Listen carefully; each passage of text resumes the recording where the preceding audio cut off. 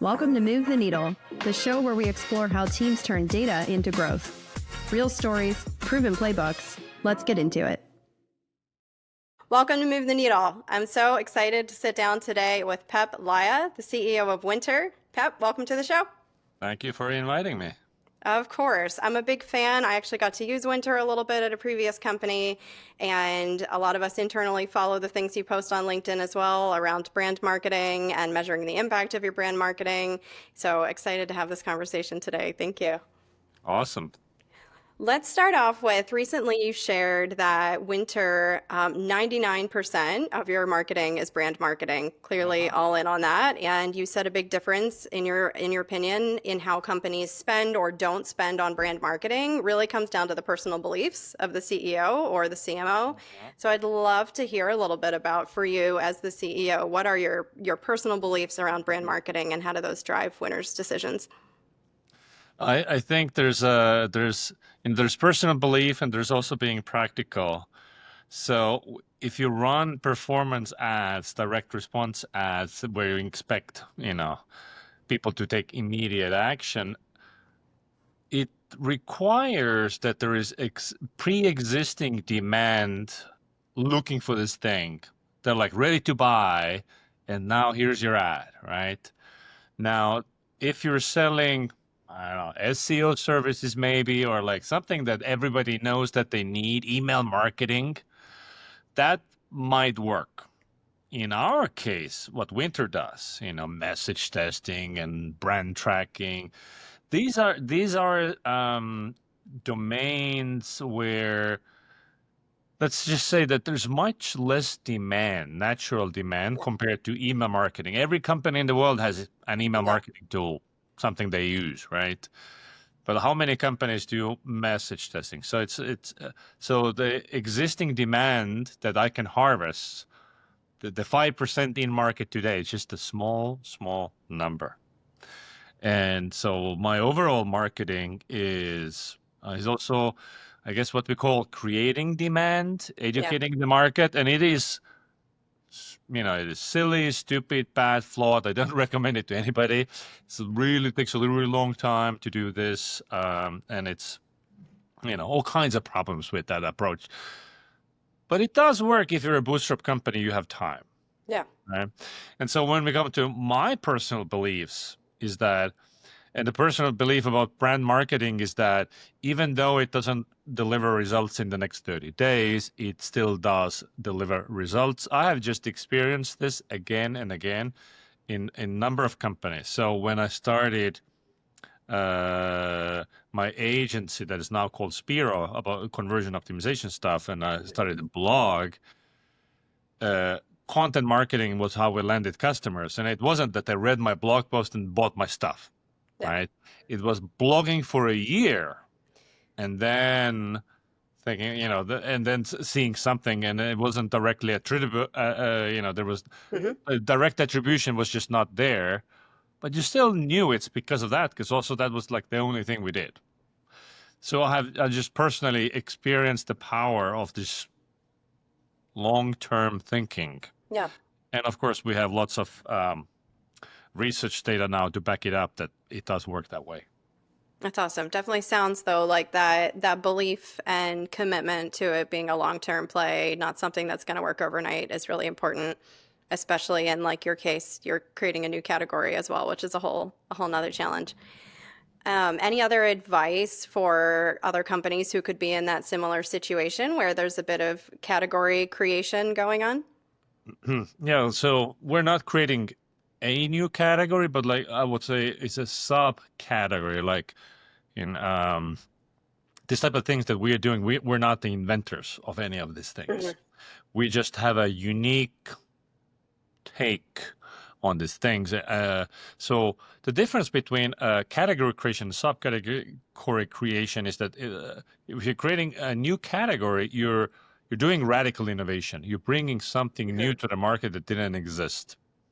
And it's channeling demand away from the old category. Subcategory is a subset of the existing category, but you bring in new must-haves. So for instance, in the case of Wynter, research is the primary use case. The market research, ICP research, brand research.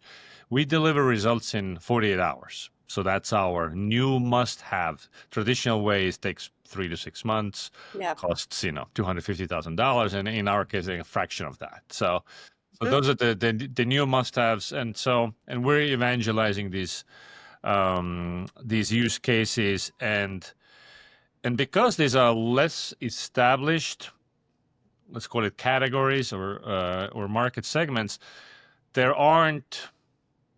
It's not like we don't have the HubSpot of our category there that Yeah. everybody knows that, oh, if I want to do message-centric, HubSpot. We don't have that, so we want to become that for our small niches. And because we as a company, we are bootstrapped, so I don't need to become $1 billion company to have experienced great success in terms of like financial outcomes. Yeah. So a smaller niche can be totally fine for me, as long Hmm. as I'm a top dog in those smaller ponds. Yeah. And so that is what we're trying to do. That if you raise awareness that we exist, number one Hmm. thing, because they can't buy if they don't know we exist. Yep. And then out of all the players out there that they might look into, that we want to be the preferred one, or at least the one that they would consider looking into. Yeah. That makes a lot of sense. That's a really interesting way to think about it, about creating demand for must-haves in the category that maybe people haven't previously associated with the category. And of course, the things that you know are your unique things that you bring to that category. That's actually really interesting. You've shared a lot of really good stats and research all the time. I love how you're consistently hitting like the same message and the same ideas over and over, which goes right into how you're building out this subcategory.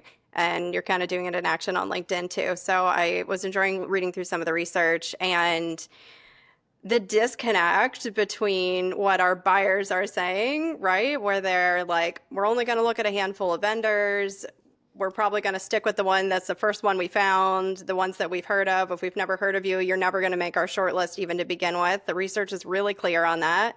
And then Uh-huh. meanwhile, we have still these just like raging debates in marketing teams on whether or not we should invest in brand marketing. It's so hard to track. We just shouldn't do it.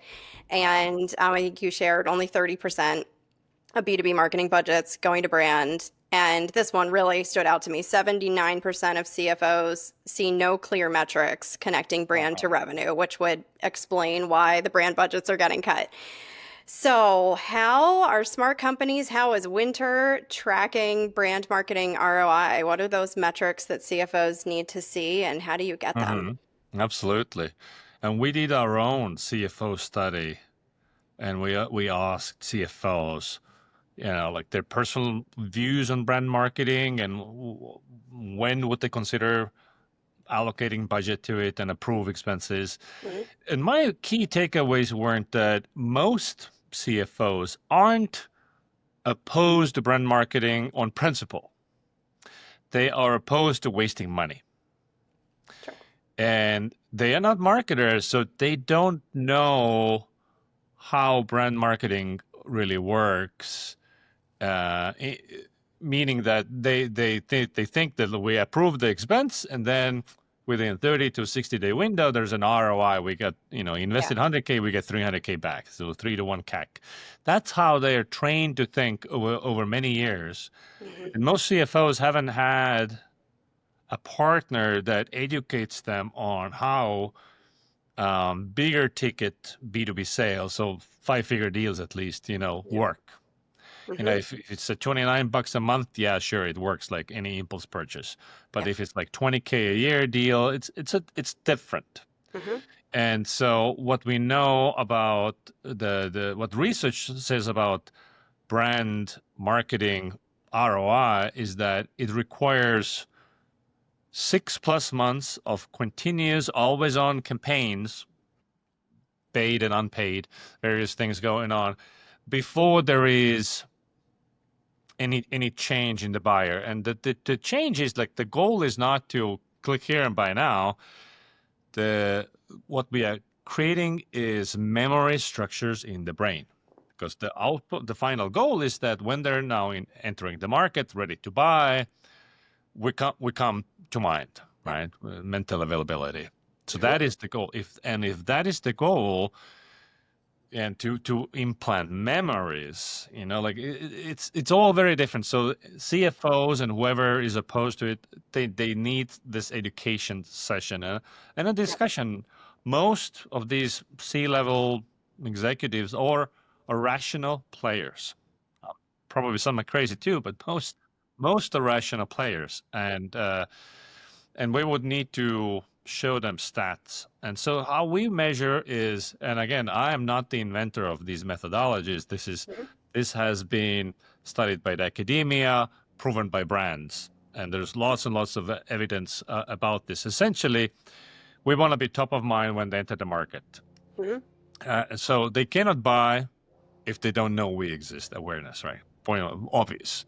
Yep. So we need to get raise awareness among our category buyers that we exist. And so to measure if brand marketing is working, one thing is we need to measure awareness. Yeah. And there's top of mind awareness, meaning unaided awareness, and there's aided awareness. Unaided awareness, like, hey, name as many CRM companies for mid-market SaaS as you know, go, and you HubSpot, Salesforce, and Yeah. maybe that's it. Most people can name 2-3 brands, and those 2-3 brands that they can know have the most actual market share, market penetration, most customers. And small brands have near zero unaided awareness, Hmm. near zero. Whew. And things get much better with aided awareness. We just did, and tomorrow I'm publishing the results of it. We did a brand tracking study on the marketing automation category, mid-market segment B2B SaaS. So which marketing automation tools do you know? And there was HubSpot and Marketo, like we were the top Yeah. of mind, number 1 and 2. But when we did, here's a list of brands. Which ones Hmm. have you heard of? A lot of brands got like 70% aided awareness, Okay. 75%, whereas the unaided was like 5%. Yeah. So, and Yeah. that is the reality. And so we need to track both aided, unaided, and as a smaller brand, you have to know that you won't get much unaided. Like it's probably below Sure. 10%, and that's okay. Okay. Yep. And then it doesn't matter that they just know you. You also need to be in the consideration set. So this marketing automation study, for instance, showed that like some 75% of people knew Constant Contact. It's Hmm. an email marketing tool that's been around for Yeah. decades, I think. Now, how many of these category buyers would strongly consider Constant Contact as their next tool? And now we went into single digits. Hmm. So there's some sort of a big Interesting. perception gap. We didn't do a Constant Contact specific study to know what the perception gap Yeah. is. If I had to hypothesize, I would say they're probably thought of as outdated, not Yeah. modern, not really for SaaS, things like that. Hmm. So you need to track whether you're in the consideration set, because if the buyer only looks into 3 to 5 tools, are you in that set of 3 to 5 to look into? Yep.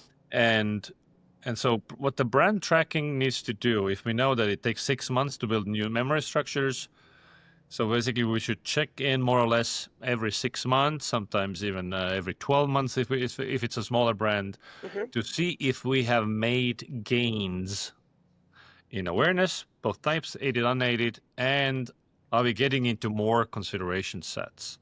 Hmm. And so that is how to think about like brand marketing ROI Yeah, measurement. that makes total sense. Could you share a little more specifically? Do you run like brand studies to get to that information? Do you look at branded search? What are some of the metrics Yeah, that so help brand you track? Yeah. tracking is a survey methodology. So Okay. the only way to know what's in somebody's head and brain is to ask them. There is no substitute. Uh, and so since we need to survey at least 100 people, interviews are not really feasible because they take too long, they're too Yeah. expensive. So it's surveys. So asking category buyers. So first we need to find Hmm. people who are actual category buyers. They work at a company that buys this type of products and they're in a position to influence the purchase. And in brand tracking, you can measure all kinds of things, but the key things is you ask questions. Hey, which brands come to mind for this category? Hmm. Here's a list of brands. Which ones have you heard of? And it can be like a matrix type. So have heard of, but don't really know them to all the way. Like I know them intimately well, or Yeah. I'm a current customer. Yeah. And for brand preference, it's the same thing. Where so which of these brands would you consider buying Hmm. from if you were in the market today? And they would rate each brand on a scale from would definitely not consider to would definitely consider. Hmm. And so those are the things you want to do. So you Yeah. mentioned share of search is a good proxy too. Some solid evidence about that. The main downside is that it only shows you the 5% of the people who were in the market for the last whatever X months based on the Google API Yeah. results. Uh, so you don't get a bigger slice Right. of the category That's buyer. a good point. Yeah. They're Uh, actively searching at some, yeah, at some and level. Hmm. and you don't really know also how is the what do they think like the brand perception. They don't know why they think why they are looking you up. Are they Hmm. looking to buy? There can be Yeah. many, Looking to as work well, there. Yeah. Might not even be buyer related. but it's very cheap to do it, so you Sure. should do it. It's available. Yeah. Yeah. So the brand studies that you run, do you do that with Wynter with your own tool or is that done? Yeah, of Yeah. course. Hmm. So for if you're a consumer company, TrackSuite is the tool we recommend. In B2B, Winter, and we don't cover every single industry in the world. So if you're in, I know, manufacturing train parts, can't help you there. Yeah. SaaS, of course, all day long. That's our bread and Hmm. butter. Fintech, financial services, etc. Um, yeah, and obviously you have your traditional market research agencies that also happily take your money. Yeah. Okay. Got it. So as you're asking about and looking at, like you said, not only memory recall, do they know the brand name, but also perception? Do they have a positive perception? Would they actually consider them? That kind of makes me think about the other main message you talk about a lot, which is differentiated messaging, how everybody's kind of falling into this sea of sameness. And I thought that's a problem that, has been around for so long, especially in the SaaS industry. There's a million jokes and, SaaS jargon cheat sheets out there making fun of how they all sound the same. And we're going through ourselves right now, some positioning work, and constantly you think you've nailed like the perfect thing, and then you go and look around and you're like, it's still what everyone else is saying. Like we're all saying the same thing. So why, I guess, first of all, do you think there's such a big disconnect between marketers who think I'm saying just the best right thing and it's so golden, and then the buyers who are like, tell me something new. It's the same thing everybody else is saying. Building a different product is first of all extremely difficult, and if you ask what products out there that are truly differentiated and different from next best alternative, there are very few, and we would struggle to name them. Yeah. And copying is the most natural thing to do for humans. This is how we grow up as children. Like we're copying people Yeah. around us. That's how we learn to speak, everything. So copying is the most natural thing, and it is also to be expected in business. I think if we lived in a world where we could never see what our competitors are doing and saying, Mm, we would see some wildly different products and the way they approach the problems. But that's yeah. not the world we live in. So copying is inevitable. Now, if you look at like how brands grow, research and science, we know that the law of purchase duplication says that everybody's number one competitor is the category leader. It's not the other small company that is exactly like you. Mm, They don't even know that company exists. It's so if you're a CRM, you compete with HubSpot always and Salesforce, hmm. right? And so in terms of messaging, the key thing is not to be completely unique in your market, in your category. It's to be completely different from the category leader, the HubSpot of your category. Mm, That's how you need to, you need mhm, to be different from them, mhm. or maybe top three if they are very well known. So you Yeah. might run if you do a brand tracking study, you will learn which brands have the most top of mind awareness. So in the marketing automation space, there were like three that were like head and shoulders above others, and then everybody else was like laggards. So you shouldn't care about the laggards really, only the top three, Okay. and you need to be different from those. Now, Mhm. there are many thought leaders who are making the case that differentiation is not even possible. Hmm. And in many respects, I agree with them. So the only way to differ is that you specialize in a segment, like we are for real estate Right. agents, or and we have some extra features that they really care about. Or we have, because whatever new feature you come up with that is cool that the market wants, Yeah. everybody will You're adopt gonna it. copy it. Yeah. So that innovation is a transient advantage, Hmm. unless you have some crazy ass moats. But I mean, nobody Yeah. has any moats. So, I mean, look at OpenAI. Like Yeah. whatever deep research they came up with, everybody has deep research now, right? Like Yeah.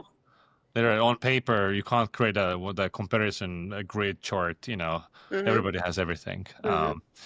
So that means also that do your best to be different, but also distinctiveness.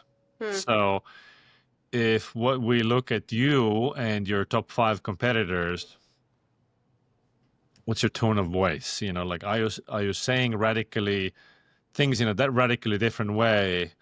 And in B2B, probably actually not. Nobody's Yeah. saying, "Hey, homie, bro, yo," Gen Z. Everybody is like, very Yeah. safe. In today's fast-paced environment. And so you have colors. You can really go and intentionally pick a color that nobody has, and maybe the color is it's hard to defend the color because anybody can become any color, right? So you might want to pick a color that nobody wants to copy. Hmm. So to look different, right? Uh, um, so color schemes, a logo, and not just the typeface, but also like the Nike swoosh. Like there's a Hmm. symbol that is memorable because again the whole Yep. point is to be easy to remember. Yep. And so I would think about these things. And, in B2C, there are mascots. So, like, if you take insurance, oh, there's Jake from State Farm and Flo from Progressive, mascots, right? Yeah. And B2B, typically it can be a visible executive founder Hmm. who's the mascot. It's like, oh, yeah, like I know the Dave Gerhardt's community, what's his name, because I know Dave. Yeah. So you think about those things, and you want to put your visible executives out there and put some company Hmm. marketing dollars behind amplification of the message and et cetera, et cetera. So distinctiveness is what I'm saying is that Yeah. I think it's underinvested in by B2B companies. So be different from the HubSpot of your category if you can in terms of messaging, um, and then be distinct visually. Have you or your team been able to find any good uses for AI in differentiating messaging, doing competitive research, and um, what would that yield versus what maybe people learn from using a tool like Winner, where you're actually talking, getting real responses from real people versus an AI Uh, summary of it? Yeah, so if you talk about like research and message testing to see how until humans are buying software, you need to check your messaging with real humans. When AI starts buying five-figure software, then all bets are off. And Yeah. I don't know, like semantics of like what's your metadata, maybe that matters. But today, if you want to know if when your target ideal customers on your website reads the whole thing, let's Hmm. say, do they get why choose you over the incumbent? And that's the point of message testing. You still Yeah. need to do that. Uh, I think AI can help you to quickly find like obvious problems in your, let's say, homepage copy or Yeah. whatever. Like, hey, if you were a CMO reading this, like, what objections come up? Like, it's Hmm. pretty good Hmm. at spitting some plain obvious stuff out. Yeah. But the recommendations can be, it's like they grab those recommendations from like a list of best practices. Oh, Right. have more logos, have more testimonials. I mean, duh. Yeah. And also like it over indexes and these things, like the having customer logos. I mean, come on, everybody has customer logos. It will not, It's you not know, gonna find it's those not gonna tip unique things, anything the over. distinctive things. Hmm. Absolutely. Same with testimony. Everybody has this. Everybody has G2 reviews, So Yeah. these are like some table stakes stuff that will not help you win the deal. Yeah. That makes sense. So let's say a company is, they're hearing all this, they're getting it, philosophically it makes sense. I think a lot of companies are realizing like so many things have changed in the landscape that brand marketing is kind of making a comeback, but still sometimes hard to sell in. Where would you recommend that somebody starts in their, they say I'm kind of ready to start investing some more in brand marketing. What's a good place to start? What are some action steps or Mhm. foundations they should build out first? It's not that complicated. I think you shouldn't overthink it. So let's start with the basics of you. So you want to reach the category buyer repeatedly, consistently over a long period of time. So how do we do that? So one is, obviously you create content on certain topics that you want to be associated with, because it's not enough to be remembered, that they're aware. You don't want to be just known. You want to be known for something Yeah. specific. And of course, the more things you're known for, the better for you. But let's start with just one, two things. Hmm. So that's your social content. It might be your articles on your website, things like that.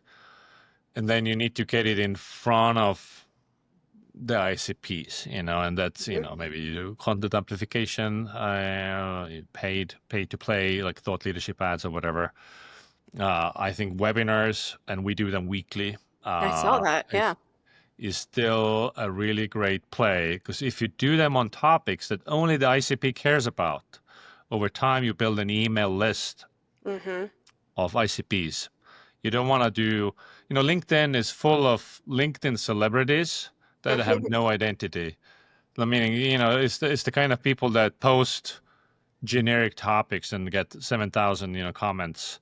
Say, Yeah. oh, I was walking on the street and I saw this guy and then I gave him $5 and changed his life. Right. Yeah. It's like, what product are you selling and which memory structures are you building here? Like, no, like you're just shilling for attention. Yeah. And maybe if it's a freelance person that their business model is just getting sponsored LinkedIn posts, it will work for them. But as a B2B brand, that's not the way to go. You Hmm. know, there are of course founders that do a great job of highly resonating content, but it's also targeted to ICP, Adam Robinson and stuff. Hmm. So content amplification, webinars to drive, build email list, and Yeah. then of course your weekly newsletter. If you Hmm. don't do it weekly, you should. Maybe even twice a week if you have the bandwidth of somebody putting together the content. And then we get into maybe the ads part, the Hmm. brand ads. And the brand ads, again, this is not click here to buy and schedule a demo. The communication job of brand ads is fairly simple. It's what is it? Oh, it's a way to do brand tracking. Oh, what's it called? It's called Wynter. When do you need it? Oh, when you want to know what's your brand awareness. So like use case, what is it? Brand name. When do you need it? Hmm. And that type of ads. And a key thing, science says that to create a memory in somebody's head, it needs to create an emotion. It's novel, it's funny, it's sad. Hmm. Think of Super Bowl ads. They spend so much money. Nobody may. I mean, some people make boring ads, but like a lot of them Yeah. are funny Yeah. or more tear jerkers, or Yeah. that's the whole point. So you need to create an emotion. If you say, "Oh, our CRM is fancy and agile and supercharged," like you're not creating any emotion, right? So Hmm. it needs Hmm. to go beyond features and or in your case analytics and numbers. Like Yeah. it needs to create an emotion. It needs to be a human story. Mm-hmm. And it's getting cheaper. I mean, we as Wynter, we've done video ads with hiring actors, and we were like rented an Airbnb for a weekend and filmed every scene in different parts of the house with the Nice. same actors, that we Yeah. rented for a day. So you can do stuff like that. Mm-hmm. We can see, of course, where the future is going with the VO3. Still shit today, but you can see what's coming. Yeah. That this becomes more accessible. Mm-hmm. But of course, if it's more accessible, everybody will have access, and Right. noise will also go up. Goes back to the distinctiveness again. Yeah. Yeah. How do you talked about the brand studies, how you're measuring shifts in brand awareness and brand perception. Is there a way, have you found a way to track the impact of that back on pipeline and revenue? Essentially, what you will see is that increase in brand preference, so more consideration sets, correlates directly with the number of inbound leads that you Mm-hmm. get, inbound traffic. So not outbound, not paid, performance ads. So it's just people who come to your website on their own and sign up or get a demo or whatever the CTA is there. Yeah. So you will see that. And the way to tie that to actual dollars is, like I like to say, as a rough ballpark, everything that's not performance marketing is brand marketing traffic on your website.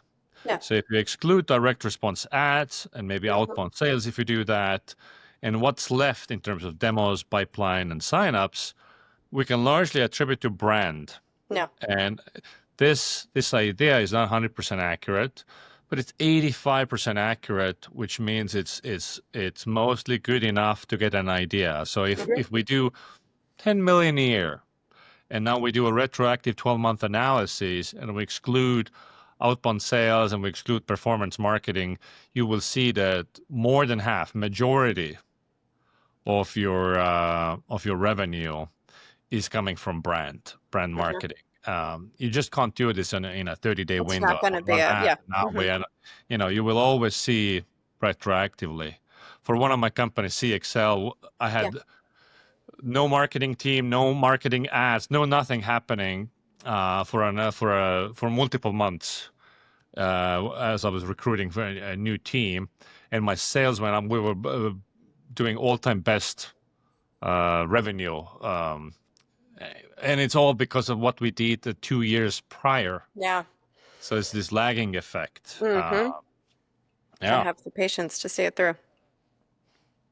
Fascinating. This is certainly an episode I'm going to share around internally too. I think there's a lot for us to learn personally from this and for others as well. Thank you so much. Where can people find you? Where's the best place for people to follow you and get more information? I think LinkedIn. I post multiple times a week. Nobody else there by my name, so pretty easy to find. Awesome. Alrighty. Any final thoughts you'd like to share? Do some brand tracking. I'm going to immediately. Yes. Thank you. Thanks for listening. If you enjoyed this episode of Move the Needle, make sure to subscribe and check out our newsletter. Every other week, we send out episode recaps with key takeaways, plus practical playbooks, free templates, and more. Sign up at databox.com/newsletter.